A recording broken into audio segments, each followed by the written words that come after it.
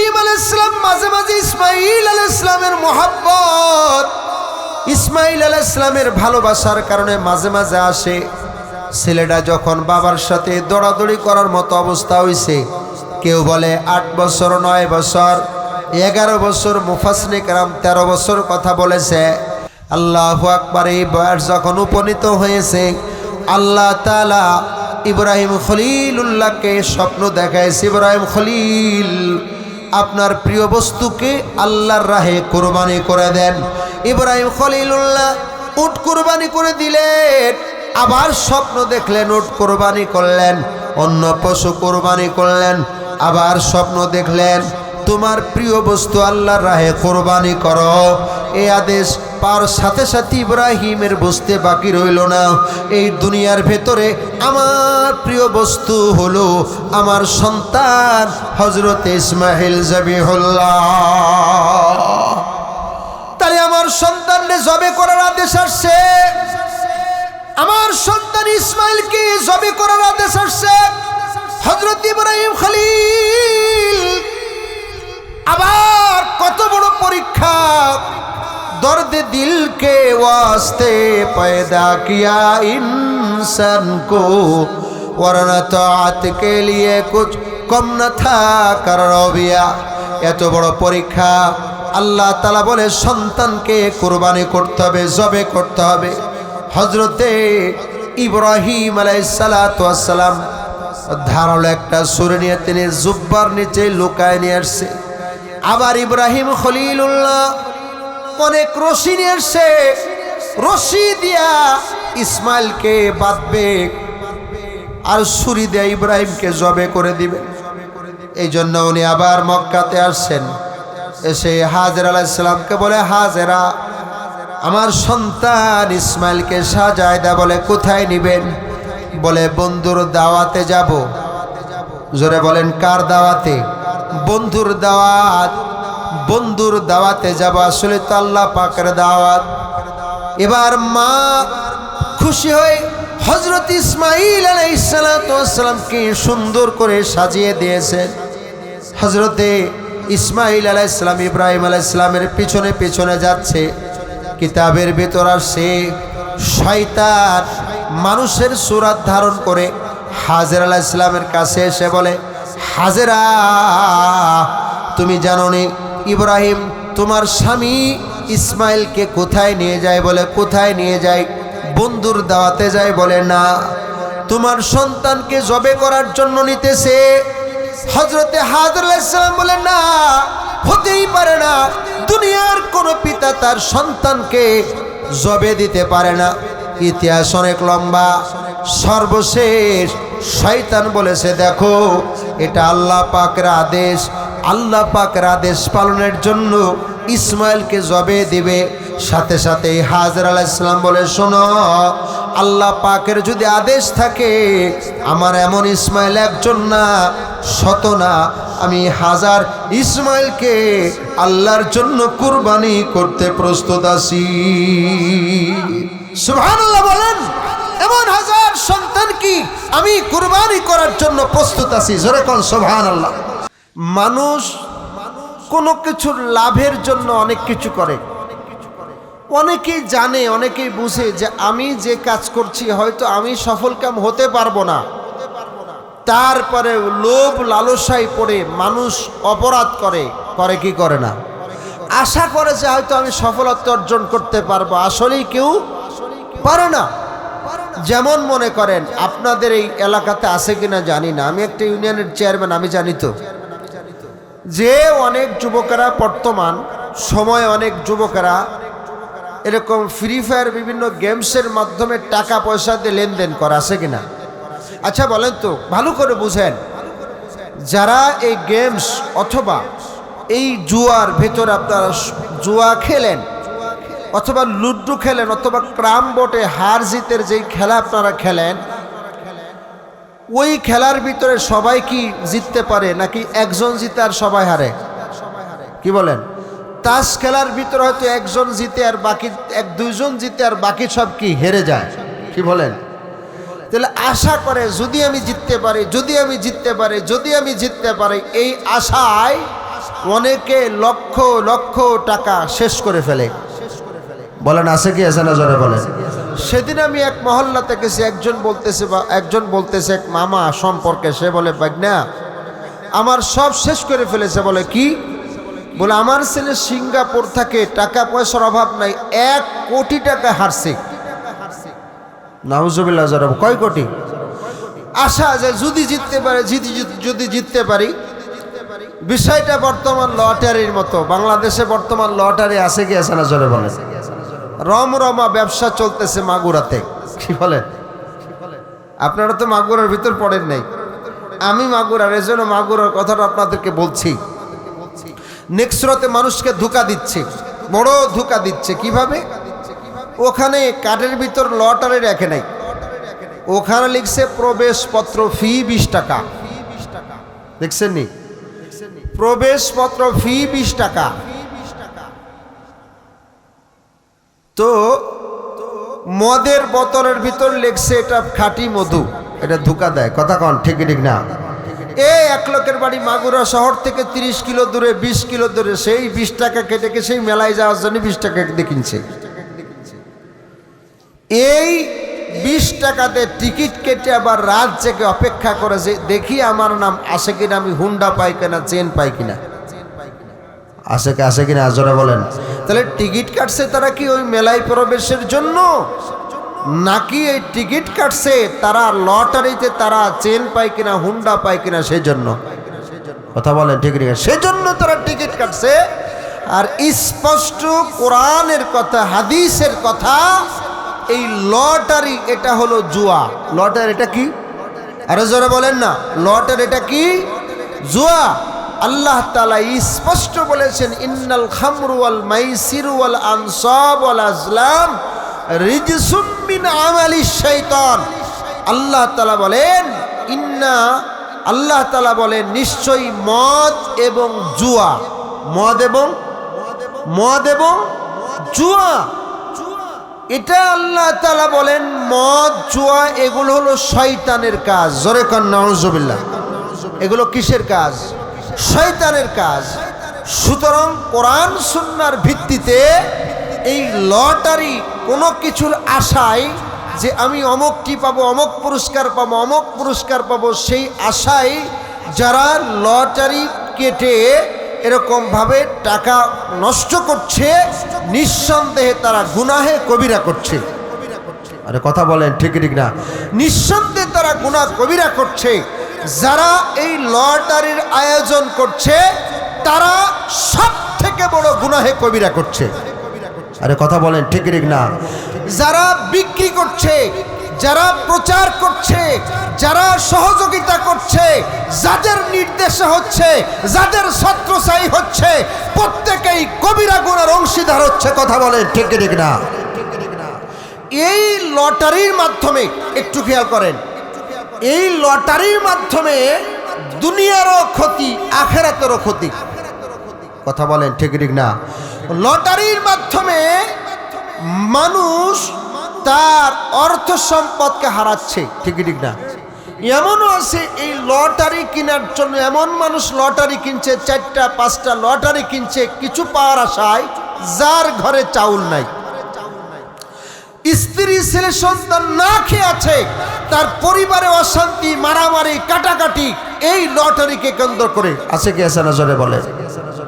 শুধু তাই নয়, এই লটারিকে কেন্দ্র করে অনেকেই অনেক ক্ষতির সম্মুখীন হচ্ছে, অনেকেই বেশি কিছু পাওয়ার আশায় অনেক ক্ষতি হচ্ছে। এরকমভাবে অনেকে টাকা পয়সা হেরে চুরি ডাকাতির ভিতর লিপ্ত হচ্ছে। আর জোরে বলেন ঠিক ঠিক না? সুতরাং আর আখিরাতের ক্ষতি তো আছেই। যারা লটারি এরকম কারবার করবে, গুনাহে কবিরা করার কারণে, হারাম কাজ করার কারণে সে চরমভাবে আল্লাহ তাআলার কাছে অপমানিত এবং লাঞ্ছিত অবস্থা উঠবে। কথা বলে ঠিক ঠিক না? সুতরাং যারা এই লটারির কারবার করে, যারা লটারির জন্য সহযোগিতা করে, অপরাধী, আল্লাহ তাআলা তাদেরকে হিদায়াত দান করুন। জোরে বলেন আমিন। আর একটু জোরে বলুন আমিন। ভাইয়ের আমার, দোস্ত বাবারা, যে কথাটা বলতেছিলাম যে মানুষ লাভের জন্য অনেক কিছু করে, আসলে লাভ হবে কিনা গ্যারান্টি নাই। আপনারা এখানে বসেছেন, নিঃসন্দেহে আল্লাহ তাআলা আপনাদের দুনিয়া এবং আখিরাতের লাভ হবে। জোরে বলেন সুবহানাল্লাহ। দুনিয়াও লাভ, আখিরাতেও, আরে বলেন না, দুনিয়াও লাভ, আখিরাতেও কি লাভ। ভাইরা আমার, দোস্ত হাবাবেরা, তেলাওয়াত কি তো আয়াতে কারিমা সূরাত আলে ইমরানের 96 নম্বর 97 নম্বর আয়াতে কারিমা পড়েছি। আগে আয়াতে কারিমার তরজমা শুনে আল্লাহ তাআলা বলেন, ইন্না আউয়ালা বাইতি উদিআ লিন-নাস লাল্লাযী বিবাক্কাতা মুবারাকাও ওয়া হুদাল লিল আলামিন ফীহি আয়াতুম বাইয়িনাতুম মাকামু ইব্রাহিম। আল্লাহ তাআলা বলেন, ইন্না আউয়ালা বাইতি উদিআ লিন-নাস, নিশ্চয় প্রথম ঘর যেটাকে আল্লাহ তাআলা বানিয়েছেন মানব জাতির জন্য, লাল্লাযী বিবাক্কাতা, যেটা বাক্কা শহরে অবস্থিত, লাল্লাযী বিবাক্কাতা মুবারাকা ওয়া হুদাল লিল আলামিন, লাল্লাযী বিবাক্কাতা মুবারাকা, যেটা বাক্কা শহরে পবিত্র শহর, হুদাল লিল আলামিন, যেই কাবা বাইতুল্লাহ হলো পৃথিবীর সব মানুষের জন্য হিদায়াত। জোরে কোন সুবহানাল্লাহ। কাবা বাইতুল্লাহ পৃথিবীর মানুষের জন্য হিদায়াত। জোরে বলেন সুবহানাল্লাহ। ভাইরা আমার, দোস্ত বাবারা, এই আয়াতের তাফসীর বোঝার জন্য একটু পিছনের দিকে যেতে আপনাদেরকে নিয়ে, কারণ আয়াত আল্লাহ তাআলা কাবা বাইতুল্লাহ মোট টোটাল কাবা বাইতুল্লাহ টোটাল 10 বার নির্মিত হয়েছে। জোরে বলেন সুবহানাল্লাহ। কতবার? 10 বার কাবা বাইতুল্লাহ নির্মাণ করেছেন। তবে কাবা বাইতুল্লাহ চূড়ান্তভাবে সুন্দরভাবে রূপ দিয়েছে হযরত ইব্রাহিম খলিলুল্লাহ। জোরে বলেন সুবহানাল্লাহ। ইব্রাহিম ইসমাইল দুজন কাবা বাইতুল্লাহ, এই ওঠা কোন বাবারা, ইব্রাহিম খলিলুল্লাহ কাবা বাইতুল্লাহর রূপ দিয়েছে, সুন্দর করেছেন। এটা বুঝতে হবে আগে। তোমরা একটু আগে আসো, শোনো, একটু আগে আসো। জিকির করে লা ইলাহা ইল্লাল্লাহ, জোরে লা ইলাহা ইল্লাল্লাহ, লা ইলাহা ইল্লাল্লাহ মুহাম্মাদুর রাসূলুল্লাহ সাল্লাল্লাহু আলাইহি ওয়াসাল্লাম। হযরতে ইব্রাহিমকে খলিলুল্লাহ বলা হয়। জোরে বলেন সুবহানাল্লাহ।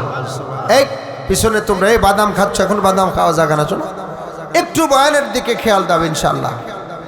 আর যদি মনে করো না হুজুর আমাদের ক্ষুধা লাগছে, তাইলে কর্তৃপক্ষকে বলি তবরক দিতে, তবরক খাওয়া দেওয়ার পরে বয়ান শুরু করি, কোনো অসুবিধা নাই। কি তবরক আগে দিয়ে দেওয়া হবে নাকি? ইনশাআল্লাহ একটু খেয়াল করি ইনশাআল্লাহ, কেউ কথা না বলি, একটু মনোযোগ দিই। কারণ কোরআন সুন্নাহর একটি কথা শোনা 1 বছর নফল ইবাদতের থেকে বেশি নাকি। জোরে কোন সুবহানাল্লাহ। আর একটু জোরে বলেন সুবহানাল্লাহ।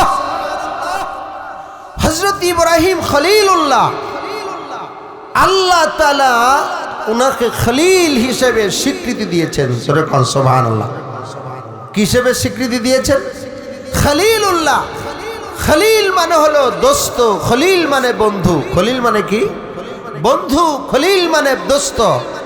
এই যুবক, তোমরা একজন আর একজনের সাথে বন্ধুত্ব করো। এই খলিল এটা আরবি শব্দ। তো ইব্রাহিম খলিলুল্লাহকে যখন খলিল বন্ধু হিসেবে আল্লাহর পক্ষ থেকে স্বীকৃতি দিয়েছেন, তখন এক ফেরেশতা আল্লাহকে ডাক দেয়, বলে আল্লাহ আপনি ইব্রাহিমকে খলিল, আপনার দোস্ত স্বীকৃতি দিলেন কেন? বলে এ ফেরেশতা, আমি ইব্রাহিমকে খলিল সম্বোধন, আমি বন্ধু সম্বোধন করেছি কেন? এটা তুমি আমি মৌখিকভাবে বলতে চাই না, তুমি বাস্তবে গিয়ে আমার ইব্রাহিমের একটু পরীক্ষা করে আসো। জোরে সুবহানাল্লাহ বলবেন না? আর একটু জোরে সুবহানাল্লাহ বলেন। যে ইব্রাহিমকে আমি খলিল বানিয়েছি কেন? আমি আল্লাহ তাআলা ইব্রাহিমকে খলিল কি জন্য বানিয়েছি? যাও তুমি একটু ইব্রাহিমকে পরীক্ষা করে আসো। তো ফেরেশতা তো মাশাআল্লাহ মানুষের সূরাতে আসছে। কিসের সূরাতে? মানব আকৃতিতে ফেরেশতা এসে ইব্রাহিম আলাইহিস সালামকে দেখি যে ইব্রাহিম আলাইহিস সালাতু ওয়াস সালাম নবুয়তির চেহারা, ইবাদত বন্দেগী করতে করতে করতে করতে উনি জীর্ণ শীর্ণ হয়ে পড়েছেন, দুর্বল হয়ে পড়েছেন। ইব্রাহিম খলিলুল্লাহ জীর্ণ শীর্ণ হয়ে পড়েছেন, আর তিনি উট চড়াইতেছেন, শত শত উট চড়াইতেছেন ইব্রাহিম খলিলুল্লাহ। তখন ওই ফেরেশতা ইব্রাহিম খলিলুল্লাহর কাছে এসে এই অবস্থা দেখে একজন পয়গম্বর আল্লাহর প্রেমের পাগল হয়ে ইবাদত বন্দেগী করে তিনি আজকে জীর্ণ শীর্ণ হয়ে গেছে, এটা চিন্তা করে ফেরেশতা বলছেন সুবহানাল্লাহ। সুবহানাল্লাহ জোরে বল। ফেরেশতা কি বলছে? সুবহানাল্লাহ বলছে। ফেরেশতা যেই মাত্র সুবহানাল্লাহ বলছে, বলার সাথে সাথেই ইব্রাহিম খলিলুল্লাহ আল্লাহর জিকির বন্ধ করে ডাক দেয়, বলে কে গো, কে ভাই তুমি? তুমি আমার সামনে আল্লাহর নাম নিলা। জোরে কোন সুবহানাল্লাহ। কে তুমি? আমার সামনে তুমি আমার মাওলার নাম নিলা, আমার আল্লাহর নাম নিলা। আমি খুশি হয়েছি যে তুমি আমার সামনে আমার মাওলার নাম নিয়েছো, আমার সামনে আমার মাশুকের নাম নিয়েছো, আমার বন্ধুর নাম নিয়েছো। আমি খুশি হয়ে নাও তোমাকে একটা উট উপহার দিলাম। সুবহানাল্লাহ জোরে বলেন। একটা উট কি করলাম? উপহার দিলাম। উট ফেরেশতা পেয়ে বলে আলহামদুলিল্লাহ। কি বলে? আলহামদুলিল্লাহ বলেছে। ভাই তুমি আবার আলহামদুলিল্লাহ আল্লাহর প্রশংসা করলে, আমি খুশি হয়ে তোমাকে আর একটা উটও দিয়ে দিলাম। সুবহানাল্লাহ বল। উনি আবার বলছে আলহামদুলিল্লাহ, আর একটা উট দিয়েছে। আবার বলছে আলহামদুলিল্লাহ, আর একটা উট দিয়েছে। আবার বলেছে সুবহানাল্লাহ, আর একটা উট দিয়েছে। দিতে দিতে দিতে দিতে ইব্রাহিম খলিলুল্লাহ তার সমস্ত উটগুলা দিয়ে দিয়েছে। জোরে কর সুবহানাল্লাহ। তখন ওই ফেরেশতা, মানবরূপী ফেরেশতা ইব্রাহিম খলিলুল্লাহরে ডাক দেয়, বলে রে ইব্রাহিম খলিল, আমি সুবহানাল্লাহ আল্লাহর নাম যতবার নিয়েছি, মালিকের প্রভুর নাম যতবার উচ্চারণ করেছি, ততবার তুমি তোমার উটনিগুলো আমাকে দিতেছিলা। দিতে দিতে তোমার উট সব শেষ হয়ে গেল। বলো এখন যদি আমি সুবহানাল্লাহ বলি, এখন যদি আমি আল্লাহু আকবার বলি, এখন যদি আমি আলহামদুলিল্লাহ বলি, তাহলে তুমি এখন আমারে কি দিবা? তোমার কাছে তো দেওয়ার মতো কিছুই নাই। এখন আমি যদি এখন আমার মালিকের নামটা আবার উচ্চারণ করি, তুমি আমারে কি দিবা?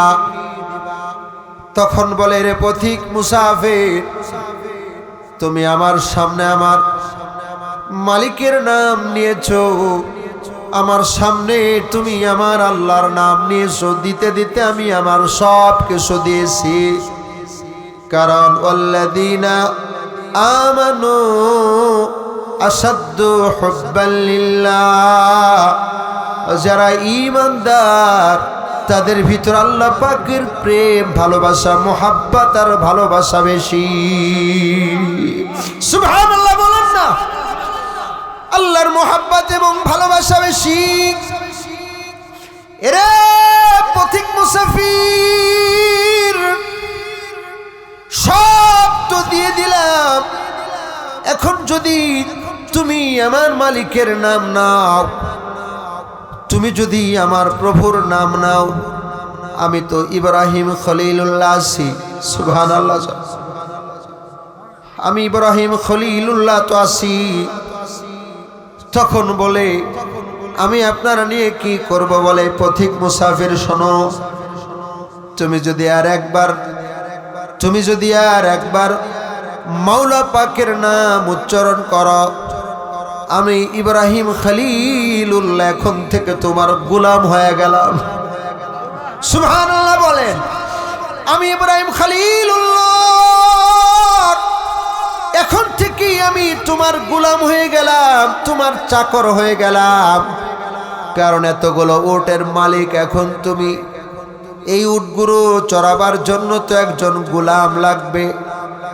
আমি ইব্রাহিম খলিলুল্লাহ আপনার এই উটগুলা চড়াবো, আমি আপনার গোলাম হয়ে আপনার সাথে থাকবো। জোরে কোন সুবহানাল্লাহ। তাহলে কত বড় মাওলা পাকের প্রেম, কত বড় মাওলা পাকের ভালোবাসা, এটা তো কল্পনাও করা যায় না। সাথে সাথে ফেরেশতা বলে, এরে ইব্রাহিম খলিল, আল্লাহ তাআলা তো আপনার এমনিতে খলিল বানায় নাই।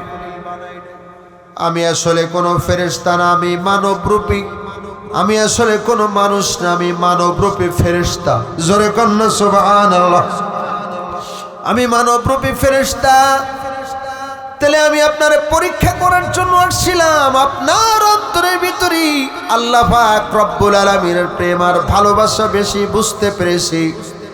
এই ইব্রাহিম খলিলুল্লাহর আল্লাহ পাক তিলে তিলে পরীক্ষা করেছে, সব পরীক্ষায় তিনি উত্তীর্ণ হয়েছে। জোরে কোন সুবহানাল্লাহ। জন্মের পরে উনি দেখে ওনার বাবা মা, দেশের বাদশা সবাই মূর্তির পূজা করে, মূর্তিকে সাজদা করে। জোরে কোন নাউজুবিল্লাহ। ইব্রাহিম খলিলুল্লাহ তখন ছোট মানুষ। উনি কল্পনা করে যে আমিও একজন মানুষ, মা একজন মানুষ, বাবা একজন মানুষ, আবার দেশের বাদশা তিনিও একজন মানুষ। তিনাকে কেন লোকেরা সাজদা করে, তিনাকে কেন প্রভু মানে? প্রভু তো উনি হতে পারেন না। এজন্য রাতের বেলায় ইব্রাহিম খলিল রাতের বেলায় বের হইয়া আকাশের নক্ষত্রগুলোর দিকে তাকায়। সুবহানাল্লাহ। জোরে কন্যা। ওই যে আকাশের তারকারাজের দিকে ছোট্ট মানুষ তাকায় তাকায় চিন্তা করে, এই যে সুন্দর তারকারাজি সারা পৃথিবীকে আলোকিত করে দেয়, এরা মনে হয় আমাদের রব হবে, এরা মনে হয় আমাদের প্রভু হবে। কিন্তু তাকায় দেখে আস্তে আস্তে করে এই তারকারাজিগুলো আস্তে আস্তে অস্তমিত হয়ে গেছে, ডুবে গেছে। বলে না, যে ডুবে যায় সে আমার প্রভু হতে পারে না। আবার পরবর্তী দিন রাতের বেলায় চিন্তা করে, প্রভুকে আকাশের ভিতরে সুন্দর চাঁদ উঠেছে, আকাশের ভিতরে চাঁদ উঠেছে, সমস্ত পৃথিবীকে আলোকিত করছে। এবার ইব্রাহিম খলিল ছোট্ট মানুষ, উনি মনে মনে করে নিশ্চয় এই আকাশের চাঁদ এটাই মনে হয় আমাদের প্রভু হবে, সারা পৃথিবীকে আলোকিত করে ফেলেছে। সুবহানাল্লাহ বলে। কিছু সময় পরে যখন আবার চাঁদ অস্তমিত হয়ে গেছে, ডুবে গেছে, বলে না, যে জিনিস ডুবে যায় তিনি তো রব হইতে পারে না। উনি বলে না, এটা আমার রব হতে পারে না। পরবর্তী দিন সকালবেলা ঘুম থেকে উঠছে, ওঠার পরে দেখে পূর্ব দিগন্ত থেকে সূর্য উঠছে রক্তিম আভা নিয়ে, সারা পৃথিবীকে আলোকিত করে ফেলেছে। হযরত ইব্রাহিম খলিলুল্লাহ বলে, হ্যাঁ, এটা সারা পৃথিবীর অন্ধকারকে দূর করে আলোকিত করে ফেলেছে। এটি মনে হয় আমার রব হবে, এটি মনে হয় আমাদের প্রভু হবে। সারাদিন সূর্য চলছে, বিকাল বেলা আস্তে আস্তে করে পশ্চিম দিগন্ত অস্তমিত হয়ে গেছে। ইব্রাহিম খলিলুল্লাহ বলে, না না, এই সূর্য আমাদের রব হতে পারে না, এই সূর্য আমাদের প্রভু হতে পারে না। সুপ্রভুকে, যিনি আসমান জমিন বানিয়েছেন, যিনি তারকারাজি চন্দ্র বানিয়েছেন, সূর্য বানিয়েছেন, তিনি আমাদের রব। ইন্নী ওয়াজ্জাহতু ওয়াজহিয়া লিল্লাযী ফাতারাস সামাওয়াতি ওয়াল আরদা হানিফাও ওয়া মা আনা মিনাল মুশরিকিন। সুবহানাল্লাহ বলেন। বলেন ইন্নী ওয়াজ্জাহতু ওয়াজহিয়া লিল্লাযী ফাতারাস সামাওয়াত, পৃথিবীর কোনো কিছু আমার রব না, আমার রব তিনি যিনি আসমান জমিন এর মধ্যবর্তী যা কিছু তিনি বানিয়েছেন তিনি হলো রব। সুবহানাল্লাহ, তিনি আমার রব। আস্তে আস্তে ইব্রাহিম খলিলুল্লাহ বড় হইতেছে, ইতিহাস অনেক লম্বা।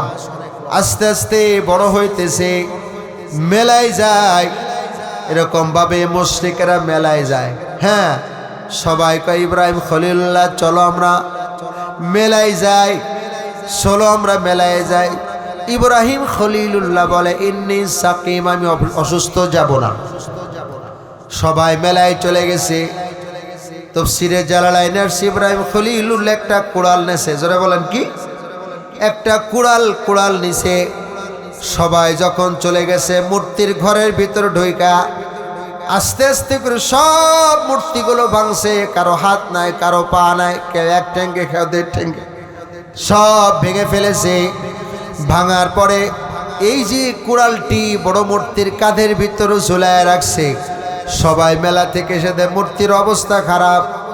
বাদশার কাছে বিচার দিয়েছে, ইব্রাহিম নামক একটা ছেলে আছে, সে আমাদের মূর্তির ব্যাপারে খারাপ বলছে, মনে হয় সে ভাঙছে। ইব্রাহিম খলিলুল্লাহকে আহ্বান করছে, তুমি ভাঙছো বলে? এই বড় যে সেই ভাঙছে। বড় যে মানে বড় মূর্তির কাঁধের ভিতর যে কুড়াল ঝুলানো, বলে তাহলে বড়রাই ভাঙছে। এখন মনে হইতে পারে তাহলে ইব্রাহিম খলিলুল্লাহ তুমি তো মিথ্যা কথা বলছেন যে বড় ভাঙছে, আসলে তো মূর্তির কথা বলতে পারে না। তখন লোকজন বলতেছে এই মূর্তি তো কথা বলতে পারে না, শক্তি নাই, তাহলে সে ভাঙলো কিভাবে? ইব্রাহিম আলাইহিস সালাম তখন সুযোগ পেলেন যে এবার কথা বলা যায়। বললেন যে মূর্তি কথা বলতে পারে না, মূর্তি সে শক্তি নাই নড়াচড়ার, তারে তোমরা কিভাবে পূজা করো? কথা কন ঠিক ঠিক না? তোমরা শক্তিশালী মানুষ, কথা বলতে পারো, যে কথা বলতে পারো না তার তোমরা কিভাবে পূজা করো? আরে কথা বলে ঠিক ঠিক না? যাও, ইব্রাহিম খলিলুল্লাহর এই কথাও সত্যি, তোমাদের ভিতরে যে বড় সে ভাঙছে। তো মুশরিকদের ভিতরে বড় কি ইব্রাহিম খলিলুল্লাহ? জোরে কোন সুবহানাল্লাহ। তিনি পয়গম্বর, তিনি বড় না? তিনিই তো বড়। কথা ঠিক আছে, মিথ্যা না। ভাইর আমার, দোস্ত আবাবেরা, যাও, বাদশাহ এবার ইব্রাহিম খলিলুল্লাহর ব্যাপারে সিদ্ধান্ত নিয়েছে যে ইব্রাহিমকে আর বাঁচায় রাখা যাবে না, ইব্রাহিমকে কি করতে হবে? এরকম হত্যা করে ফেলতে হবে। অনেক লম্বা ঘটনা, বাদশার সাথে অনেক বাক বিতণ্ড হয়েছে, অনেক কথাবার্তা হয়েছে, সেই বিস্তারিত বলার সময় নেই, আয়াতের আলোচনায় যেতে হবে। অনেক আলোচনা হওয়ার পরে সিদ্ধান্ত নিয়েছে ইব্রাহিমকে আগুনের ভিতর দিয়ে দিতে হবে। নাউজুবিল্লাহ বলেন। ইব্রাহিম আলাইহিস সালামকে আগুনে জ্বালাবার জন্য কিতাবের ভিতর আছে 1 মাস ধরে লাকড়ি জমা করছে। কয় মাস ধরে? 1 মাস ধরে লাকড়ি জমা করছে। তাহলে কত লাকড়ি 1 মাস ধরে জমা হয়? রাজ দরবারের পাশে 1 মাস ধরে লাকড়ি জমা করছে, আর পুরা 1 সপ্তাহ 7 দিন ধরে লাকড়িকে জ্বালাইছে। এখন আগুনের তাপ এত বেশি যে আগুনের বহু দূরে আগুনের তাপ গিয়া মানুষের ক্ষতি হচ্ছে। উপরের থেকে, আসমানের উপর থেকে যখন পাখি যাচ্ছে, পাখিগুলো উড়ে যেতে পারছে না, সাথে সাথে আগুনের ভিতর পুড়ে মরে যাচ্ছে। এই অবস্থায় আগুনের ভিতর ফেলবে কে? তখন শয়তান পরামর্শ দিছে যে নাগরদোলা তৈরি করো। নাউজুবিল্লাহ বলেন। নাগরদোলা তৈরি করো, যখন ঘুরতে থাকবে রশি কাইটা দিবা, ইব্রাহিমের মাজায় রশি বাঁধা থাকবে, যখন ঘুরতে থাকবে, যখন আগুনের দিকে যাবে আস্তে করে রশি কেটে দিলে ইব্রাহিম আগুনের ভিতর পড়ে যাবে। নাউজুবিল্লাহ বলেন। এই নমরুদ শয়তানের পরামর্শে মেলা জমাইছে নাগরদোলা। আর আজকে মুসলমানরা মেলায় যায়, মুসলমানের যুবকরা মেলায় যায়, অথচ এই মেলা হলো এই শয়তানের পরামর্শে নমরুদ আবিষ্কার করছে। কথা বলেন ঠিক ঠিক না? আজকে এই মেলা সেই মেলার নামে আজকে যুবকরা সেই মেলায় যায়। লম্বা ইতিহাস। ইব্রাহিম খলিলুল্লাহকে আগুনের ভিতর যখন নিক্ষেপ করবে তখন সমস্ত ফেরেশতারা কাঁদতেছে, পশু পাখি কাঁদতেছে, আল্লাহ ইব্রাহিম খলিলুল্লাহরে আগুনের ভিতর ফেলায় দেওয়া হবে, আগুনের ভিতর নিক্ষেপ করা হবে। ফেরেশতা হযরতে জিবরাইল মিকাইল এসে ডাক দেয়, বলে ওগো ইব্রাহিম খলিলুল্লাহ, আপনি একবার বলেন আমরা আগুনকে নিভাই দিই অথবা এই নমরুদের রাজপ্রাসাদকে জ্বালায় দিই। আপনার সাহায্যের জন্য আমি আসছি, আমরা এসেছি। হযরত ইব্রাহিম খলিলুল্লাহ ডাকতে বলে, ওর জিবরাইল, ও মিকাইল ভাই, আপনাদেরকে কে আল্লাহ পাক পাঠাইছেন? বলে না, আমাদেরকে আল্লাহ পাক পাঠায় না, আমরা নিজেরা আসছি সাহায্যের জন্য। সাথে সাথে হযরতে ইব্রাহিম খলিলুল্লাহ ডাক দে বলেন, ইব্রাহিম খলিলুল্লাহ ডাক দে বলেন, ওরে ভাই জিবরাইল, ও ভাই মিকাইল, তোমার রব যিনি, আমার রব তিনি, তোমাকেও আল্লাহ পাক দেখতেছেন, আমাকে আল্লাহ পাক দেখতেছে। আল্লাহ যদি চায় আমার মৃত্যু হবে, আল্লাহ যদি চায় আমার হেফাজত হবে, দুনিয়ার কোনো মানুষের কারো ফেরেশতার সাহায্যের প্রয়োজন নাই। জোরে কোন সুবহানাল্লাহ। দুনিয়ায় কারো সাহায্যের প্রয়োজন নাই, দুনিয়ায় কারো মানুষের সাহায্যের প্রয়োজন নাই। আমার জন্য আল্লাহ পাক যথেষ্ট। জোরে কোন সুবহানাল্লাহ। আমার জন্য কে? আল্লাহ পাক রব্বুল আলামিন যথেষ্ট।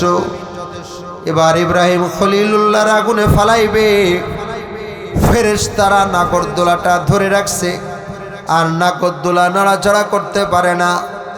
এবার শয়তান তো দেখছে ফেরেশতারা ধরে রাখছে, নমরুদের পরামর্শ দেয়, নমরুদ রে, দুনিয়ার সমস্ত মানুষকে দিয়েও নাগরদোলাকে নাড়াইতে পারবা না। বলে কি করা? বলে যুবক যুবতীদেরকে এই ময়দানে উলঙ্গ অবস্থায় তাদের জিনা ব্যভিচার করার অনুমতি দিয়ে দাও। আর শয়তান উলঙ্গ নাপাক মানুষের সামনে থাকে না, তখন ফেরেশতারা মানুষের সেরকমভাবে গুনাহগারের সামনে থাকে না। ফেরেশতারা চলে যাবে, নাগরদোলা ঘোরা শুরু হবে, আর তখন এই মূর্তি পূজকের দলেরা তাদের সুন্দরী মেয়েদেরকে, সুন্দরী বউদেরকে যুবকদের মাধ্যমে গুনাহ শুরু করেছে। আল্লাহর ফেরেশতারা চলে গেছে, এখন নাগরদোলা ঘোরা শুরু হয়ে গেছে। নাউজুবিল্লাহ। এখন নাগরদোলা ঘুরতেছে, এখন ইব্রাহিম খলিলুল্লাহ আগুনে পড়ে যাবে। ইব্রাহিম খলিলুল্লাহ আল্লাহর কাছে দোয়া করতেছে, আল্লাহ আপনি আমার সাহায্যকারী, দুনিয়ায় কোনো ফেরেশতার সাহায্য লাগবে না, দুনিয়ার কোনো মানুষের সাহায্য প্রয়োজন নাই। এবার ইব্রাহিম খলিলুল্লাহর যখন আগুনের ভিতর ফালাবে, যখন রশিটা কেটে দিয়েছে, এখনই আগুনের ভিতর পড়বে, আল্লাহ তাআলা সাথে সাথে আগুনকে নির্দেশ দিয়েছে, নারকুনি বারদাও ওয়া সালামান আলা ইব্রাহিম। সুবহানাল্লাহ বলেন। সাথে সাথে আল্লাহ তাআলা আগুনকে বলে, আগুন আমার ইব্রাহিম খলিলুল্লাহর জন্য তুমি আরামদায়ক হয়ে যাও। সাথে সাথে ইব্রাহিম আলাইহিস সালামের এই আগুনের পুরা আগুনটা শীতল ঠান্ডা হয়ে গেছে। জোরে কোন সুবহানাল্লাহ। গুলিস্তা কুনাদা তেসে বর খলিল গ্রহে বাতেস বুরাদ সাবেনিল। সুবহানাল্লাহ। ইব্রাহিম খলিল 40 দিন আগুনের ভিতর থাকার পর আগুন থেকে বের হয়ে আল্লাহ পাকের নির্দেশে মিশর, মক্কা, আরব আমিরাতের দিকে ইব্রাহিম আলাইহিস সালাম হিজরত শুরু করছে। জোরে কোন সুবহানাল্লাহ। আর এখানে থাকবো না, প্রতিমধ্যে বিশাল এক রাজা তার মেয়েকে বিয়ে দিবে। বুখারী শরীফের হাদিস আসছে, মেয়ের নাম বিশ্ব সুন্দর, ওনার নাম হলো সারা আলাইহিস সালাম। নাম কি? সারা আলাইহিস সালাম। সেই দেশের বাদশার মেয়ে স্বপ্ন দেখছে যে একজন সুন্দর যুবককে পছন্দ করছে, বিয়ে করবে। এখন সেই যুবককে পাবে কোথায়? তখন তিনি পরামর্শ দিলেন, বাবা আপনি একটা মেলার আয়োজন করেন, এই দেশের রাজা বাদশার ছেলেরা আসবে, এমপি মন্ত্রীর ছেলেরা আসবে, আমি আমার পাত্র পছন্দ করে যার গলার ভিতর মালা পরাবো তাকে আমি পছন্দ করে বিয়ে করব। বাদশাহ তখন পৃথিবীর ভিতরে বড় বাদশাহ সারা পৃথিবীর ভিতরে ঘোষণা করে দিল, অমুক দিন আমার মেয়ে বিশ্ব সুন্দরী সারা তার পাত্র পছন্দ করবে। সবার দাওয়াত, হাজার হাজার শত শত রাজা বাদশার ছেলেরা, এমপি মন্ত্রী ধনীর ছেলেরা লাইনে দাঁড়িয়েছে। ইব্রাহিম আলাইহিস সালাম আগুনের ভিতর থেকে বের হয়েছে, জীর্ণ শীর্ণ পোশাক নিয়ে যাইতেছে। বলে, ভাই এখানে তোমরা কি জন্য দাঁড়াইছো? বড় লোকের ছেলে পেলে কইতেছে, হুজুর আপনি হুজুর মানুষ, একটু দূরে যান, আপনি এখানে থেকেন না, এসে আমারে পছন্দ হইব না আপনার থাকার কারণে, আপনি একটু দূরে যান। বলে, ভাই কি হইতেছে? কথা বলার টাইম নেই, এখনই বিশ্ব সুন্দরী সারা আসবে। বলো নাকি? একজন বলছে যে বিশ্ব সুন্দরী সারা সে পাত্র পছন্দ করবে, এই জন্য ছেলেরা লাইন দিয়েছে। বাদশার ছেলেরা, বাদশারা, এরকম এমপি মন্ত্রী ছেলেরা, এরকম ধনীর ছেলেরা সব আলাদা আলাদা লাইনে দাঁড়িয়েছে। ইব্রাহিম আলাইহিস সালাম আল্লাহকে বলেন, আল্লাহ একটু যদি অনুমতি দিতেন তাহলে আমি একটু লাইনে দাঁড়াইতাম। আল্লাহ বলেন, ইব্রাহিম খলিল তুমি যেহেতু আমার অনুমতি চাইছ, আমি আল্লাহ তো অনুমতি না দিয়ে পারি না, অনুমতি দিয়ে দিলাম। সুবহানাল্লাহ, জোরে কইলেন না? জোরে কইন না সুবহানাল্লাহ। আর আল্লাহ তাআলা যদি অনুমতি দেয় সেটা কবুল হয়। আরে কথা কয় না, কথা কয় না, কথা কয় না। লম্বা ইতিহাস। এবার বাদশার মেয়ে সার আলাইহিস সালাম বের হয়েছে মালা নিয়ে। কার গলে মালাই পর মালাটা পরাবে? বাদশার কাতার শেষ, বাচ্চাদের কাউকে পছন্দ হয় নাই, বাচ্চার ছেলেদের কাউকে পছন্দ হলো না, ধনীর কাতার শেষ, পছন্দ হলো না। এবার গরিব সুন্দরী যুবকদের কাতারে চলে আসছে। বান্ধবীরা বলে, বান্ধবী রে মনে হয় তোমার বর, তোমার তকদিরে তোমার বিবাহ নাই, এত রাজা বাচ্চার ছেলেরা পছন্দ হইল না।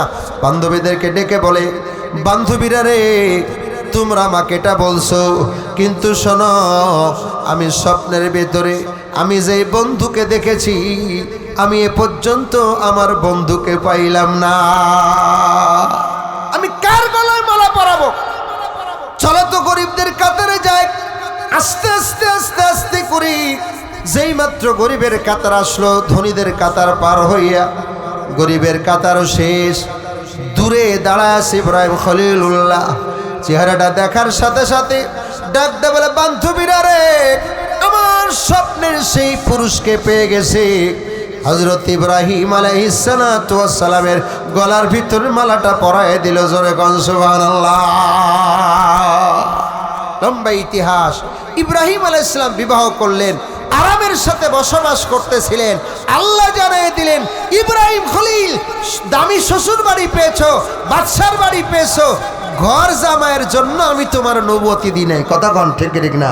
যে শ্বশুর বাড়ি থাকবা না, সেজন্য আমি তোমাকে পাঠাই নাই, নবুয়তি দিয়েছি।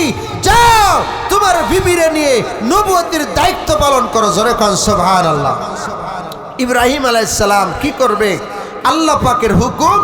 ইব্রাহিম আলাইহিস সালাতু ওয়াস সালাম উনার বিবি হযরতে সারা আলাইহিস সালাতু ওয়াস সালামকে রওনা করেছেন। মিশরের বাদশা ওখানে গ্রেফতার করলো, ধরলো। ওনার সাথে সারা আলাইহিস সালামকে নির্জন কক্ষে নিয়ে গেলেন। ইব্রাহিম আলাইহিস সালামের কাছে আল্লাহ পাক লাইভে দেখালেন যে তোমার বিবির সাথে কি করছে না করছে সব দেখতে পারবা। লম্বা ইতিহাস আপনারা জানেন। ওনাকে স্পর্শ পর্যন্ত করতে পারে নাই। এই ফিরাউন বাদশার হাত পাগুলো অবাস হয়ে গেছে, অন্ধ হয়ে গেছে। মাপ চেয়ে যখন বেঁচেছে, ফেরত যাওয়ার সময় বলেছে, এ সারা নিশ্চয় তুমি সাধারণ কেউ নও, তোমার খেদমতের জন্য আমার দাসীকে আমি তোমার হাদিয়া স্বরূপ দিয়ে দিলাম। সেই দাসীর নাম হলো হযরতে হাজের আলাইহিস সালাম। সুবহানাল্লাহ, একটু জোরে বলবেন না? এই ফিরাউন এই দাসীকে দিলেন, দাসীর নাম হলো হাজের আলাইহিস সালাম। এই হাজের আলাইহিস সালামকে নিয়ে, সারা আলাইহিস সালাতু ওয়াস সালামকে নিয়ে ইব্রাহিম আলাইহিস সালাম নিজের এলাকায় চলে আসলেন। দাওয়াতি কাজ শুরু করলেন। নমরুদ ভয় পেয়ে গেল। ওরে সুবহানাল্লাহ, ইব্রাহিম বিরাট শক্তি নিয়ে আবার ফিরে আসছে। জোরে কোন সুবহানাল্লাহ। এখন সংসার চলতেছে মাশাআল্লাহ, কিন্তু বাচ্চা কাচ্চা হয় না। উনার বয়স হয়ে গেছে এরকম ভাবে 85 বছর। কত? একটু জোরে বলেন না, কত? ইব্রাহিম আলাইহিস সালামের বয়স 85, উনার স্ত্রীর বয়স প্রায় 70-80 বছর বয়স। বাচ্চা কাচ্চা হয় না। আর সারা আলাইহিস সালামের বাচ্চা কাচ্চা হচ্ছে না। এরকম ভাবে বন্দা কোরআনে কারিমের আয়াত আছে, বাচ্চা কাচ্চা হচ্ছে না। তখন হযরতে সারা আলাইহিস সালাম বলতেছে, ও ইব্রাহিম খলিল, আপনার সংসারে, আপনার এই বংশে একটা সন্তান নাই। একটা কাজ করেন, আমাদের দাসী হযরত হাজেরাকে আপনি বিবাহ করেন। তাহলে স্ত্রীর অনুমতি নিয়ে, প্রথম স্ত্রীর অনুমতি নিয়ে হযরত ইব্রাহিম খলিলুল্লাহ হযরত হাজেরা আলাইহিস সালামকে বিবাহ করলেন। জোরে কোন সুবহানাল্লাহ। এখন বিবাহ করছেন, বিবাহ করার পর আল্লাহ পাকের কি হুকুম, ইব্রাহিম আলাইহিস সালাম 1 বছরের মাথায়, ইব্রাহিম আলাইহিস সালামের বয়স যখন 86 বছর, কত 86 বছর বয়স, তখন আল্লাহ তাআলা হাজের আলাইহিস সালামের গর্ভ থেকে একটা সন্তান দিলেন, তিনার নাম হলো হযরত ইসমাইল জাবিহুল্লাহ। জোরে কোন সুবহানাল্লাহ। আল্লাহ তাআলা ইসমাইল আলাইহিস সালামকে দান করলেন। বাচ্চা ইসমাইল আলাইহিস সালাম যখন দুনিয়াতে আসলেন, 1 দিন 2 দিন 3 দিন হযরতে সারা আলাইহিস সালামের মনটা বড় বেজার, সারা আলাইহিস সালামের মনটা বড় খারাপ। ইব্রাহিম আলাইহিস সালাম গেলে কথা বলে না, মনটা ভারী, রাগ রাগ ভাব। ইব্রাহিম আলাইহিস সালাম সারা আলাইহিস সালামকে বলে, বিবি বাচ্চা হয়েছে তো খুশির ব্যাপার, তুমি এত রাগ করছো কেন, তুমি এত গুসা করছো কেন, কারণ কি? সারা আলাইহিস সালামের ডাইরেক্ট নির্দেশ, স্বামী ইব্রাহিম খলিলুল্লাহ, আমার আদেশ, তুমি এই হাজরাকে এবং ইসমাইলকে এই বাড়ি রাখতে পারবে না। বাচ্চার বয়স মাত্র 3 দিন। কয়দিন? আর একটু জোরে বলেন, কয়দিন? এই বাচ্চাটার বয়স মাত্র 3 দিন। এই 3 দিনের ভিতরে নির্দেশ হচ্ছে, এই মুহূর্তে আজকেই তুমি তোমার বিবি হাজরা এবং তোমার সন্তান ইসমাইলকে নিয়ে ওই আরবের মরুভূমির ভিতরে বনবাসে দিয়ে আসবা, আর 1 মুহূর্তের জন্য আমার এখানে রাখা যাবে না। হযরত ইব্রাহিম আলাইহিস সালাম 86 বছর বয়সে, বুড়া বয়সে আল্লাহ তাআলা ইসমাইল আলাইহিস সালামকে দান করছেন। কত বড় পরীক্ষা! আল্লাহর সাথে একটু আলোচনা করলেন, আল্লাহ কি করা যায়? আল্লাহ পাক রব্বুল আলামিন জানায় দিলেন, ও আমার ইব্রাহিম খলিল, সারা যেটা বলেছে আমি আল্লাহ পাকের সেই আদেশ, এই মুহূর্তে আপনি হাজরা ইসমাইলকে নিয়ে আপনি আরবের মরুভূমিতে বনবাসে দিয়ে আসেন। হযরত ইব্রাহিম খলিলুল্লাহ 3 দিনের ছোট্ট বাচ্চা অসুস্থ থাকে, কি বলেন, ঠিক ঠিক না? 3 দিনের ভিতরে মাও তো অসুস্থ থাকে, 40 দিন অনেক মারা অসুস্থ থাকেন। 3 দিনের বাচ্চা নিয়ে হযরত ইব্রাহিম খলিলুল্লাহ বিবি হাজের আলাইহিস সালাতু ওয়াস সালামকে উটের পিঠে সওয়ার করে যাইতে যাইতে যাইতে যাইতে বর্তমান যেখানে কাবা বাইতুল্লাহর ঘর, এই পাশেই হলো হাজর আসওয়াদ, ওই কাবা বাইতুল্লাহর ঘরের পাশে ইব্রাহিম খলিলুল্লাহ উটকে বসায়া সামান্য কিছু খেজুর আর সামান্য কিছু পানি, এইগুলো রাইখা হযরত ইব্রাহিম আলাইহিস সালাম ওখানে বিবিকে নামাইছেন। ওখানে ছোট্ট দুধের বাচ্চাকে নামায়া পানির মস্কর খেজুরের পাত্রটা রাইখা ইব্রাহিম আলাইহিস সালাম আবার উটের পিঠে সর হইয়া উনি আবার উটকে উঠায়া আবার সার ইব্রাহিম আলাইহিস সালামের নামে যে রাস্তা, সেই রাস্তা দিয়ে ইব্রাহিম খলিল হেঁটে হেঁটে আবার এলাকার দিকে রওনা দিয়েছে। হযরতে হাজেরা আলাইহিস সালাতু ওয়াস সালাম উনি ওই যে দুধের ছোট বাচ্চা, প্রচন্ড রৌদ্রতাপ মরুভূমি, প্রচন্ড রৌদ্রতাপ মরুভূমি, বিরাট বিরাট পাহাড়, যেখানে কোনো মানুষের বসবাস নাই। রাতের বেলা বাঘ ভাল্লুক হিংস্র প্রাণীরা মরুভূমিতে বের হয়। রাতের বেলা অনেক ডাকাত হিংস্র লোকেরা বের হয়। আর দিনের বেলায় প্রচন্ড সূর্যতাপ করে। দোস্ত, আপনারা যারা মক্কা মদিনায় গেছেন আপনারা জানেন, জুতা ছাড়া আপনি 10 মিনিটও মরুভূমির ভিতর দিয়ে হাঁটতে পারবেন না, পার ভিতরে ঠোসা পড়ে যাবে। এমন মরুভূমির ভিতরে বিবি বাচ্চারাই খাত হযরত ইব্রাহিম খলিল চলে যাইতেছে। বিবি হাজেরা দুধের ছোট বাচ্চাটাকে বুকের ভিতরে পিছনে পিছনে দৌড়ায়, ডাক দে বলে, ওগো পয়গম্বর ইব্রাহিম খলিলুল্লাহ, এ প্রিয়তম স্বামী, বলেন আমাদেরকে সামান্য পানি দিতেছেন, সামান্য খেজুর দিয়ে আমাদেরকে রেখে যাচ্ছে। এই পানি এবং খেজুর তো অল্প সময়ের ভিতরে শেষ হয়ে যাবে, দু একদিনের ভিতরে পানিও শেষ হয়ে যাবে, খেজুরও শেষ হয়ে যাবে। আমাদেরকে এইভাবে মরুভূমিতে কেন রেখে যান? ও স্বামী ইব্রাহিম খলিল, আমাদেরকে মরুভূমির ভিতরে রেখে যাচ্ছেন, আমাদের কি অপরাধ? আমরা কি অন্যায় করেছি, কি অপরাধ করেছি যে অন্যায়ের কারণে, যে অপরাধের কারণে আপনি আমাদেরকে এখানে রেখে যাচ্ছেন? কারণ কি? ইব্রাহিম খলিলুল্লাহ কথা বলে না, ইব্রাহিম খলিলুল্লাহ পিছনে ফিরেও তাকায় না।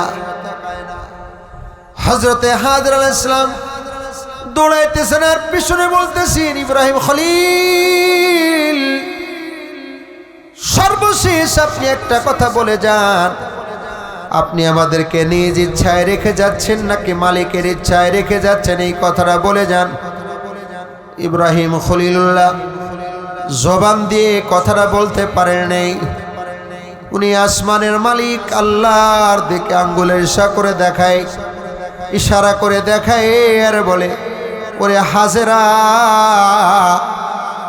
৮৬ বছর বয়সে আমি আল্লাহ পাক আমার সন্তান দিছে, সন্তানের মহাব্বত, বিবির মহাব্বত আমার অন্তরে আছে।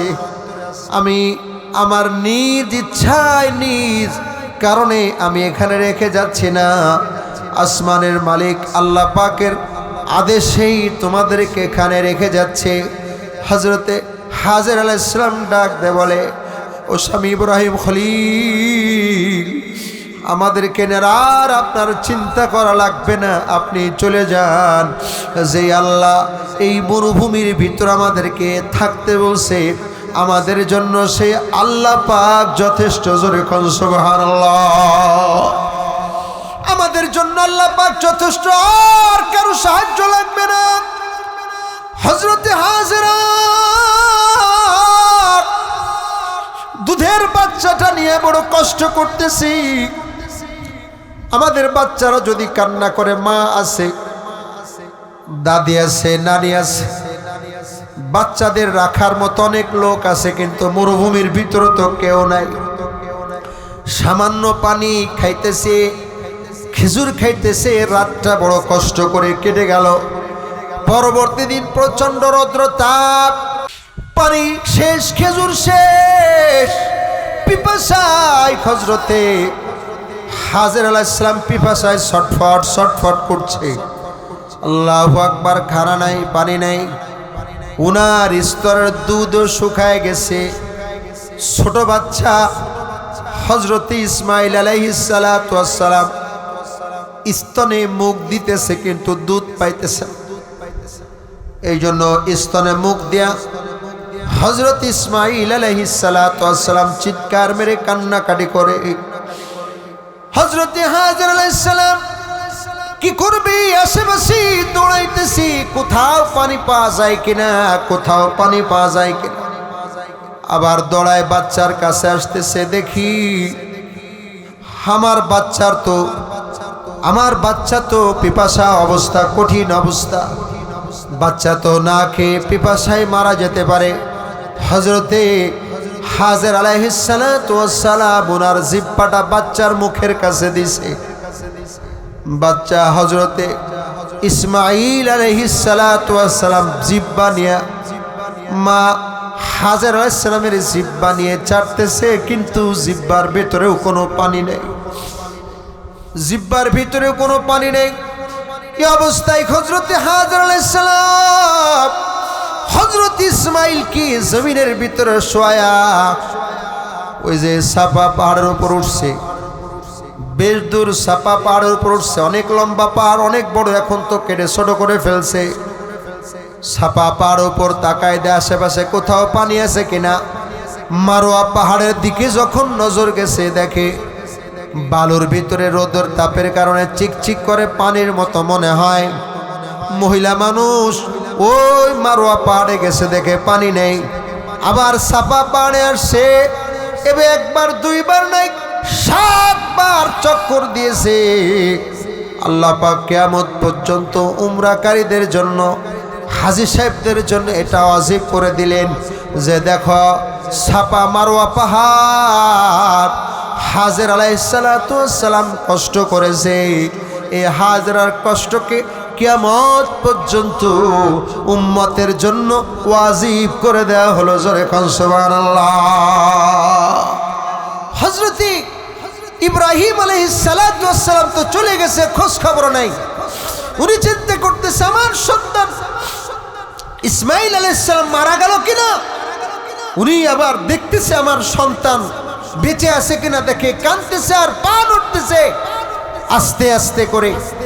আবার হযরত ইসমাইল আলাইহিস সালামের কাছে যখন আসছে, আল্লাহ পাক রব্বুল আলামিন এই পরীক্ষা করার পরে জিবরাইল আমিনকে পাঠিয়েছেন। জিবরাইল আলাইহিস সালাম তিনার পাখার দ্বারা হযরতে ইসমাইল আলাইহিস সালামের পায়ের কাছে আঘাত করেছে, আর ওখান থেকে জমজমের কূপ পানি বের হওয়া শুরু হয়ে গেছে। জোরে কান সুবহানাল্লাহ।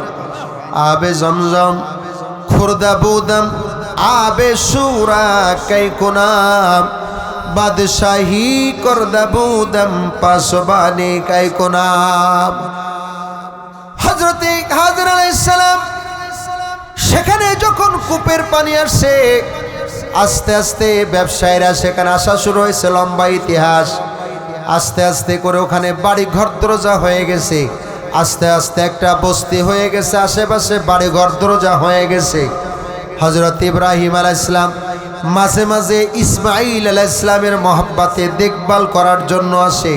ফালাম্মা বালাগা মাআহু সায়া ক্বালা ইয়া বুনাইয়া ইন্নী আরা ফিল মানামি আন্নী আযবাহুকা ফানজুর মাযা তারা। সুবহানাল্লাহ বলেন। আল্লাহ রাব্বুল আলামিন বলেন হযরত ইব্রাহিম আলাইহিস সালাম মাঝে মাঝে ইসমাইল আলাইহিস সালামের মহব্বত, ইসমাইল আলাইহিস সালামের ভালোবাসার কারণে মাঝে মাঝে আসে। ছেলেটা যখন বাবার সাথে দৌড়াদৌড়ি করার মতো অবস্থা হয়েছে, কেউ বলে 8 বছর, 9 বছর, 11 বছর, মুফাসসিরিনে কেরাম 13 বছর কথা বলেছে। আল্লাহু আকবার। এই বয়স যখন উপনীত হয়েছে, আল্লাহ তাআলা ইব্রাহিম খলিলুল্লাহকে স্বপ্ন দেখাইছে, ইব্রাহিম খলিল আপনার প্রিয় বস্তুকে আল্লাহর রাহে কুরবানি করে দেন। ইব্রাহিম খলিলুল্লাহ উট কুরবানি করে দিলেন, আবার স্বপ্ন দেখলেন উট কুরবানি করলেন, অন্য পশু কুরবানি করলেন, আবার স্বপ্ন দেখলেন তোমার প্রিয় বস্তু আল্লাহর রাহে কুরবানি করো। এই আদেশ পার সাথে সাথে ইব্রাহিমের বুঝতে বাকি রইল না, এই দুনিয়ার ভেতরে আমার প্রিয় বস্তু হলো আমার সন্তান হযরত ইসমাইল যাবিহুল্লাহ। তাহলে আমার সন্তানকে জবে করার আদেশ আসছে, আমার সন্তান ইসমাইলকে জবে করার আদেশ আসছে। হযরত ইব্রাহিম খলিল আবার কত বড় পরীক্ষা। दर्द दिल के वास्ते पैदा किया इंसान को, वरना तआत के लिए कुछ कम न था कर रबिया। এত বড় পরীক্ষা আল্লাহ তাআলা বলে সন্তানকে কুরবানি করতে হবে, জবে করতে হবে। হযরতে ইব্রাহিম আলাইহিস সালাতু ওয়াস সালাম ধারালো একটা ছুরি নিয়ে তিনি জুব্বার নিচে লুকায় নিয়ে আসছে। আবার ইব্রাহিম খলিলুল্লাহ অনেক রশি নিয়ে আসছে, রশি দিয়া ইসমাইলকে বাঁধবে আর ছুরি দিয়ে ইব্রাহিমকে জবে করে দিবে। এই জন্য উনি আবার মক্কাতে আসছেন। এসে হাজেরা আলাইহিস সালামকে বলে, হাজেরা আমার সন্তান ইসমাইলকে সাজায়দা বলে কোথায় নিবেন? বলে বন্ধুর দাওয়াতে যাব। জোরে বলেন কার দাওয়াতে? বন্ধুর দাওয়াত। বন্ধুর দাওয়াতে যাব, আসলে তো আল্লাহ পাকের দাওয়াত। এবার মা খুশি হয়ে হযরত ইসমাইল আলাইহিস সালাতু ওয়াস সালামকে সুন্দর করে সাজিয়ে দিয়েছেন। হযরতে ইসমাইল আলাইহিস সালাম ইব্রাহিম আলাইহিস সালামের পিছনে পিছনে যাচ্ছে।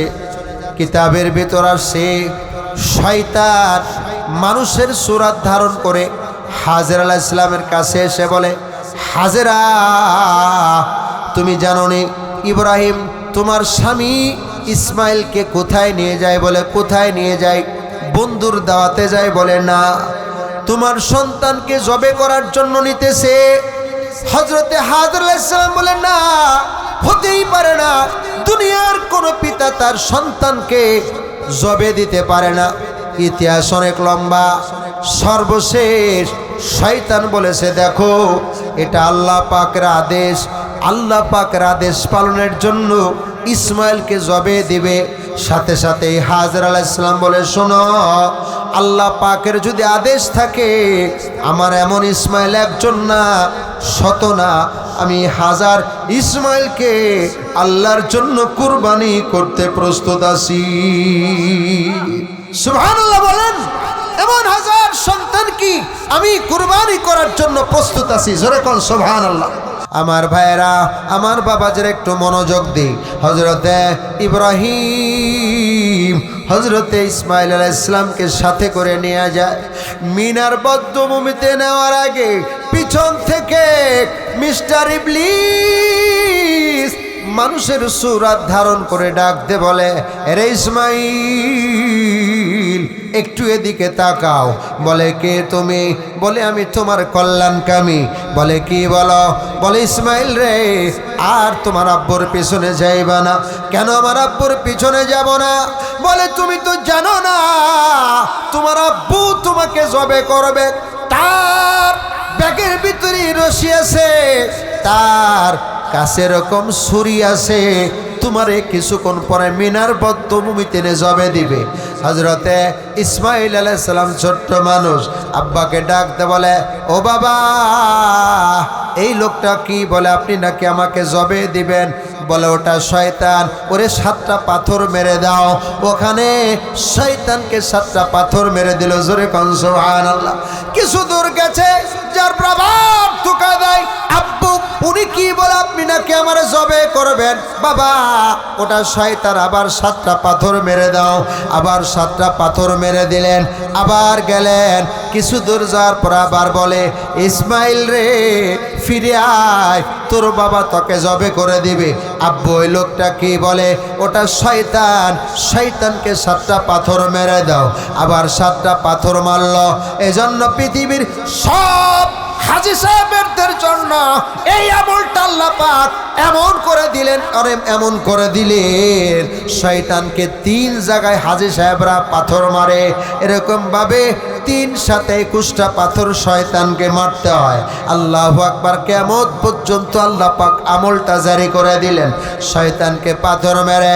এবার ওই যে হজের সফরি আমরা যাচ্ছিলাম, আরাফার ময়দান দেখার জন্য আমরা যাচ্ছিলাম। হঠাৎ করে ড্রাইভার সাহেব বললেন, ওই যে গাড়ি থেকে কেউ কেউ বললেন, ওই যে যে জায়গাটা দেখা যায়, ওই জায়গাটা হলো ওই জায়গাটা ইব্রাহিম আলাইহিস সালাতু ওয়াস সালাম হযরত ইসমাইলকে জবে দেওয়ার জন্য শোয়াইছিলেন। জোরে কোন সুবহানাল্লাহ। ওই জায়গাটা দেখার পরে চোখে পানি চলে আসে, অন্তরটা নরম হয়ে যায়। এই জায়গায় ইসমাইল আলাইহিস সালামকে জবে দেওয়ার জন্য শোয়াইছিলেন। আচ্ছা, যা হোক, হযরতে ইব্রাহিম আলাইহিস সালাতু ওয়াস সালাম মিনার বদ্ধভূমিতে নিয়ে সন্তানকে জবে করবে। ডাইরেক্ট যদি জবে করতে যায়, হযরতে ইসমাইল আলাইহিস সালাতু ওয়াস সালাম যদি বাধা দেয় অথবা যদি দৌড় দেয়, আল্লাহ পাকের হুকুম পালন করা হবে না। এজন্য ইব্রাহিম আলাইহিস সালাতু ওয়াস সালাম সন্তানের সাথে পরামর্শ করে, দেখি সন্তান আল্লাহ পাকের আনুগত্যশীল আছে কিনা, সন্তান বাবার কথা শোনে কিনা। এজন্য ইব্রাহিম খলিলুল্লাহ সন্তানকে ডেকে বলে, ক্বালা ইয়া আবা তিফআল মা তু'মার। ইব্রাহিম আলাইহিস সালাতু ওয়াস সালাম ডেকে বলে, ফালাম্মা বালাগা মাআহু সায়া ক্বালা ইয়া বুনাইয়া ইন্নী আরা ফিল মানামি আন্নী আযবাহুক। আল্লাহু আকবার বলেন। হযরত ইব্রাহিম খলিলুল্লাহ ডাকতে বলেন, হে প্রিয় বৎস, হে প্রিয় ছেলে, শোনো, আমি আল্লাহ পাক আমাকে স্বপ্ন দেখিয়েছে, আমি আল্লাহর জন্য তোমাকে জবে করছি। তুমি কি মনে করো? ইয়া আবাতি ফাল মা তুমার, তুমি কি মনে করো? ইয়া বুনাইয়া ইন্নী আরা ফিল মানামি আন্নী আযবাউ, আমি তোমারে জবে করছি আল্লাহ পাকের আদেশে, আল্লাহ পাকের হুকুম, তুমি কি মনে করো? হযরতে ইসমাঈল আলাইহিস সালাম যে জবাব দিয়েছিলেন, পৃথিবীর সব সন্তান যুবকদের এটা চিন্তা করা দরকার। কি সুন্দর জবাব দিয়েছিলেন, তিনি বলেছিলেন ক্বালা ইয়া আবাতি ফাআল মা তুমার সাতাজিদুনি ইনশা আল্লাহু মিনাস সাবিরিন।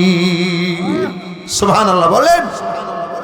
হযরত ইব্রাহিম আলাইহিস সালাতু ওয়াস সালাম এই কথা বলার পর হযরত ইসমাঈল আলাইহিস সালাম ডেকে বলে ক্বালা ইয়া আবাতি ফাআল মা তুমার, আব্বা জান, আল্লাহ পাক আপনাকে যেমনটা আদেশ করেছে আপনি তেমনটাই করুন। তার মানে আপনি আমাকে জবে করে দেন। সাতাজিদুনি ইনশা আল্লাহু মিনাস সাবিরিন, আপনি আমাকে ধৈর্যশীলদের অন্তর্ভুক্ত পেয়ে যাবেন। জোরে কোন সুবহানাল্লাহ। আপনি আমাকে ধৈর্যশীল পাবেন, আমি ধৈর্য ধারণ করব। জোরে কোন সুবহানাল্লাহ। এই যুবক, আজকে যদি আমাদের আব্বা আম্মারা বলে তোমাদেরকে যে বাবা তুমি ওই অমুক জায়গা থেকে আমার এই জিনিস টেনে দাও, না পারবো না, আছে কি আছে না? জোরে বলে। বাবার সাথে বেয়াদবি করে, মার সাথে বেয়াদবি করে। ভালো করে মনে রাখো, যারা আব্বাকে কষ্ট দেয়, যারা মাকে কষ্ট দেয়, ভালো করে মনে রেখো, সালাসাতুন কদ হারামাল্লাহু আলাইহিমুল জান্নাহ, তিন ব্যক্তির জন্য আল্লাহর জান্নাত হারাম, এরা আল্লাহর জান্নাতে প্রবেশ করবে না। তওবা ছাড়া মারা গেলে আল্লাহর জান্নাতে তিন ব্যক্তি প্রবেশ করবে না। তার ভিতরে এক ব্যক্তি হলো মুদবিনুল খামার, যারা মদ খায়, গাঁজা খায়। এগুলো এই এলাকায় মনে হয় নাই, আসেনি? মদ গাঁজা বড়ি টড়ি যারা খায়, তওবা ছাড়া মারা গেলে এরা আল্লাহর, তোমরা হাসো না, এগুলো আমলের ভিতরে নাও। এক। দুই নাম্বার ওয়ালা আক, যারা পিতামাতার অবাধ্য সন্তান, তারাও আল্লাহ পাকের জান্নাতে প্রবেশ করবে। পিতামাতার অবাধ্য সন্তান যারা, তারা আল্লাহ পাকের জান্নাতে প্রবেশ করবে না। তিন নম্বর দায়ুসুল্লাযী ইয়াকিরু ফি আলিল খাবাস, দায়ুস আল্লাহ পাকের জান্নাতে প্রবেশ করবে না। দেখুন বলছে বাবা আপনি আল্লাহ পাকের আদেশ, যা আদেশ হয়েছে আপনি তাই করুন। তো জবে করবেন। হযরত ইসমাঈল আলাইহিস সালামকে এখনই জবে শুরু করবেন। ইসমাঈল আলাইহিস সালামকে এখনই ইব্রাহিম আলাইহিস সালাম জবে শুরু করবেন। হযরতে ইসমাঈল আলাইহিস সালাতু ওয়াস সালাম আব্বাকে পরামর্শ, আব্বা যান এখনই আপনি আমারে জবে করবেন। বলে হ্যাঁ, এখনই আল্লাহ পাকের হুকুম বাস্তবায়ন, জবে শুরু করতে হবে। সাথে সাথে ইসমাঈল বলে, কিতাবের ভিতরে কথাগুলো আছে। হযরত ইসমাঈল আলাইহিস সালাতু ওয়াস সালাম ডাক দিয়ে বলে, আব্বা যান আমার জামাটা আপনি খুলে রাখেন। সুবহানাল্লাহ বলে, আমার জামাটা শরীর থেকে আপনি খুলে রাখেন, আমার জামা অবস্থা আমাকে জবে দিয়েন না। আর কি বলে, আব্বা আমার হাতটা মজবুত করে বেঁধে দেন, আমার পাটা আপনি মজবুত করে আমার পাটাও বেঁধে দেন। কেন রে বাবা, তোমার হাত বেঁধে দিব কেন, তোমার পা বেঁধে দিব? বলে আব্বা জান আপনি ছুরি দিয়ে আমারে বারে বারে জবে করো, যখন জবে করতে যাবেন তখন তো আমার মাথা ঠিক থাকবে না, আমি তো তখন এরকম ভাবে জানবো না কিভাবে আমি জবে হয়ে গেলাম, আমি তো বুঝতে পারবো না। এই জন্য আব্বা জান আপনি জবে করার সময় যদি আমার হাত খোলা থাকে, আমার পা খোলা থাকে, তাহলে হয়তো আমার হাতের দ্বারা আপনি বাবা ইব্রাহিম খলিলুল্লাহর গায়ে কোনো আঘাত লাগতে পারে। জোরে কোন সুবহানাল্লাহ। আমার পাটা যদি খোলা থাকে, আমার পায়ের আঘাত আপনি ইব্রাহিম খলিলুল্লাহর গায়ে পায়ের আঘাত লাগতে পারে। এজন্য আপনি আমার হাতটাও বেঁধে দিন, পাটাও বেঁধে দেন। আব্বা আপনি ছুরিটা ভালো করে ধারায় নেন। বলে কেন ছুরিটা কেন ভালো করে ধারায় নেব? বলে বাবা যদি ছুরিটা ভালো করে ধারায় নেন তাহলে আমি তাড়াতাড়ি জব হয়ে যাব, আমার কষ্ট কম হবে। আব্বা জান, আপনি আমার এখন জবে করবেন, আপনার চেহারাটা ভালো করে বেঁধে নেন। ইব্রাহিম খলিলুল্লাহ বলে, বৎস ইসমাইল, আমি চেহারাটা কেন ভালো করে বেঁধে নিব? বলে, আল্লাহ তাআলা 85 বছর বয়স আল্লাহ পাক আমি ইসমাইল আপনার দান করছি, এখন আপনার বয়স 100 বছর প্রায়। আপনি এই বয়সে আপনার কলিজার টুকরা সন্তানরে জবে করবেন, মায়া লাগতে পারে। আর আপনার ভিতরে যদি মায়া লাগে, আল্লাহ পাকের হুকুম আদায় করতে পারবেন না। সেজন্য আপনি আপনার চেহারাটা বেঁধে নিবেন, যেন আমার চেহারার দিকে নজর পড়ে আপনার মায়া না লাগে। বাবা, আমাকে জবে করার পরে, কুরবানি করার পরে আপনি যখন ফিরে যাবেন, আমার মা বলবে, আমার ইসমাইল কোথায়? আমার লাশ তো আমার মা দেখবে না। তবে বাবা, আমার জামাটা আমার মা হাজরার কাছে দিবেন। আমার মা আমার জামাটা বুকে নিবে, আমার মা জামাটা নাকে ঘ্রাণ শুকবে। আমার মা রাতের বেলা যখন ঘুমাতে যাবে, আমার মা আমার জামাটা বুকের ভিতর নিয়ে রাতের বেলা ঘুমাবে। হযরত ইব্রাহিম আলাইহিস সালাম ধৈর্যের পাহাড় মালিকের আদেশ পালন করার জন্য হযরত ইব্রাহিম আলাইহিস সালাম ইসমাইল আলাইহিস সালামের দুটো হাত বেঁধে ফেলছে, ইসমাইল আলাইহিস সালামের পা দুটো বেঁধে ফেলছে, নিজের চক্ষুটা বেঁধে ফেলছে। ধারালো ছুরি নিয়ে ইব্রাহিম আলাইহিস সালাম ইসমাইল আলাইহিস সালামের গলার ভিতরে ছুরি লাগাই দিছে। তাফসীরের কিতাবের ভিতরে সে হযরত জিবরাইল আমিন বলে, পৃথিবীর ভিতরে আমি 3 বার সব থেকে জোরে দুনিয়াতে এসেছি, 3 বার সব থেকে বেশি জোরে দুনিয়াতে আমি আগমন করেছি।